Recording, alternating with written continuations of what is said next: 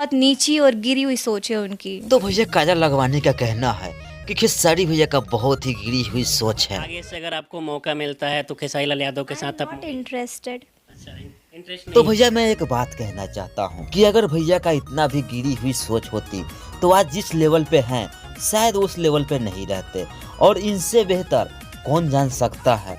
लोग बहुत पसंद करते हैं हमारी पैर को, तो लेकिन भैया इन मैडम को ना खेसारी भैया से प्यार हो गया है।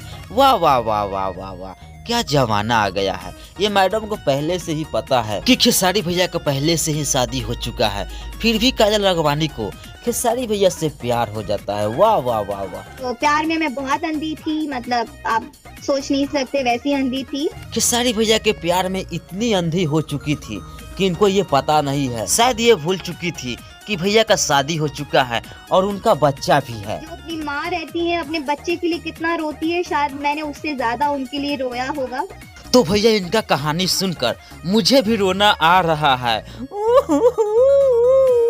तो भैया कहानी यहीं पे खत्म नहीं हुआ है, कहानी में तो अभी भी ट्विस्ट बाकी है। तो भैया आप सभी को ले चलते हैं आज से कुछ साल पहले। बात वो शादीशुदा इंसान है और मैं एक हीरोइन हूँ, एक्ट्रेस हूँ। तो भैया जैसा कि आप सभी ने सुना कि आज से कुछ साल पहले कहानी ये थी, ना ही वो मेरे हस्बैंड है, ना ही वो मुझसे शादी करने वाले। और अब की कहानी कुछ ये है। प्यार में मैं बहुत अंधी थी, मतलब आप सोच नहीं सकते वैसी अंधी थी। तो भैया आप लोग अच्छी तरह से समझ सकते हैं कि ये मैडम कितना प्यार में अंधी हो चुकी है। जी हाँ दोस्तों, अभी तो क्लाइमेक्स बाकी है, थोड़ा सब्र करो। तो जैसा कि आप सभी जानते हैं कि ये मैडम कुछ किसमिस के बारे में बातें कही थी।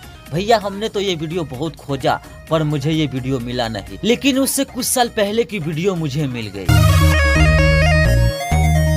तो भैया आप लोग जो ये वीडियो देख रहे हैं स्क्रीन पे, आप सभी को पता है किस मूवी का ये वीडियो है?